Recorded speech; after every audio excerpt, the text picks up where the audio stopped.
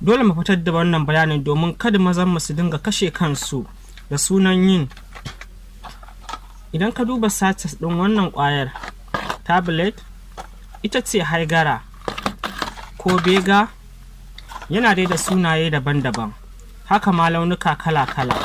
Wannan magani ya yi kama da begira, ana amfani da shi ga maza don samun ƙarfi na mazantaka domin ɗorewa a wajen jima'i. Kowace ƙwaya daga cikin jajayen ƙwayoyin nan tana da ƙarfin mega 200. To don Allah ku guje ta ko don rayuwarku, wannan ƙwayar za ta kashe ka. Adadin da aka sanya domin aminci a wannan ƙwayar shine mg 100 a rana bisa ga dokokin Birtaniya. A gaskiya suna ba da gaskiyar ɗaukar shawarar mg 25 ko kuma 50 mg kawai a farko, kuma kar ka wuce haka. Amma wani kamfani na magunguna mai yaudara ya yi wannan ƙwayar da take baka ƙarfi har na 200 mg lokaci guda.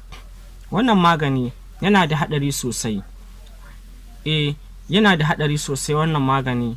Idan har ka sha mg 200 lokaci guda, zai iya haifar maka da abubuwa kamar haka: ƙarancin jini, bugun zuciya, makanta, gazawar ƙoda, ciwon zuciya da kuma mutuwa katsam. Wannan ba wasa ba ne.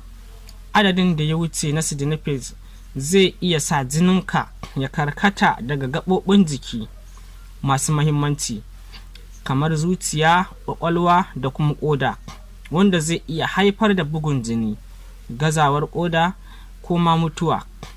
Don Allah ku turawa wasu saboda kiyayewa.